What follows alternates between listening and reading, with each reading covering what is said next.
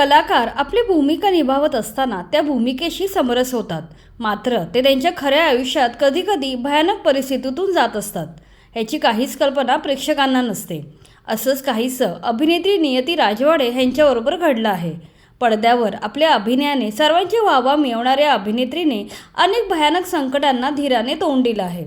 नुकत्याच एका मुलाखतीत त्यांनी आपल्या आयुष्यातील कठीण काळावर भाष्य केलं. वयाच्या 5व्या वर्षापासून अभिनयाला सुरुवात करणाऱ्या नियती यांना अजूनही स्ट्रगलचा सामना करावा लागत आहे.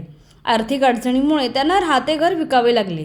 मुलगा झाल्यावर त्यांना क्लेशदायी घटस्फोटाचा सामना करावा लागला. पदरात बाळ असताना हातात कमाईचे कुठलेही साधन नव्हते.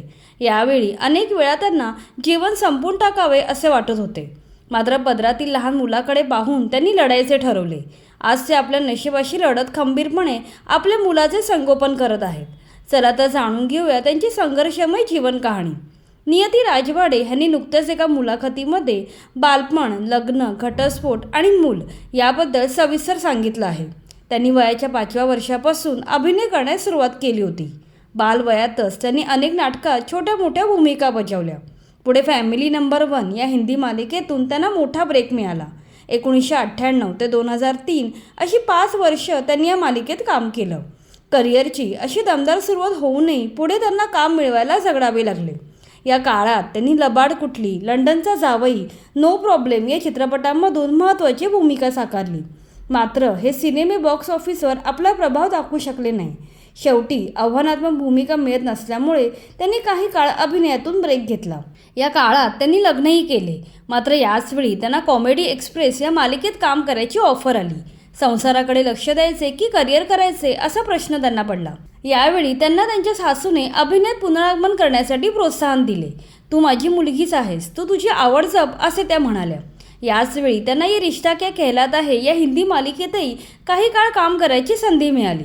पुढे 4 वर्ष कॉमेडी एक्सप्रेस गाजवल्यानंतर त्यांनी मुलाच्या जन्माच्या वेळी पुन्हा अभिनयातून ब्रेक घेतला. या काळात संसार आणि करिअर या दोन्ही बाबतीत ते यशस्वी जीवन जगत होत्या. मात्र मुलाच्या जन्मानंतर काही काळातच नवरा बायकोमध्ये वितुष्ट आले. काही काळातच त्यांच्यातील वाद विकोपाला गेले आणि शेवटी त्यांनी घटस्फोट घेतला. हा काळ त्यांच्या आयुष्यातील सर्वात कठीण काळ होता. मुलाच्या संगोपनासाठी मधली काही वर्ष त्या अभिनयापासून दूर होत्या. त्यामुळे हातात कमाईचे साधन नव्हते. त्यात पदरात छोटा मुलगा होता. आर्थिक अडचणीमुळे शेवटी त्यांनी आपल्या मेहनतीने उभे केलेले घर विकले. त्यातून त्यांनी स्वतःचा एक छोटा कॅफे सुरू केला. मात्र सुरुवातीला कॅफेमधून फारसे उत्पन्न येत नव्हते. त्यात कोरोनामुळे लॉकडाऊन लागले आणि व्यवसाय पूर्णपणे बंद पडला. मानसिक आणि आर्थिक स्तरावर त्या पूर्णपणे उद्ध्वस्त झाल्या होत्या. या काळात अनेक वेळा आत्महत्या करण्याचे विचार त्यांच्या मनात येत असत. मात्र आपल्या मुलाकडे पाहून त्यांनी लढायचे ठरवले. लॉकडाऊनमधील कठीण काळ त्यांनी कसाबसा ढकलला. पुढे लॉकडाऊन संपल्यावर त्यांनी मोठ्या जोमाने पुन्हा कॅफे सुरू केला. याशिवाय अभिनयासाठी पुनरागमन करण्यासाठी अनेक मालिका आणि चित्रपटांसाठी ऑडिशन देऊ लागल्या. त्यांच्या मेहनतीला यश येऊ लागले. कॅफेतून मध्यरात्री त्यांना चांगले उत्पन्न मिळू लागले. याचवेळी लेक माझी दुर्गा, खरंच तिचं काय चुकलं या मालिकांमध्ये त्यांना काम करायची संधी मिळाली. विस्कटलेली आर्थिक परिस्थिती हळूहळू सुधारायला लागली. या कठीण काळाबद्दल बोलताना त्या म्हणतात, सिंगल पॅरेंटिंग ही तारेवरची कसरत असते. सगळ्या गोष्टी येऊन पोचतात त्या आर्थिक गोष्टींवर. तुम्हाला काही करून पैसे मिळवायचे असतात.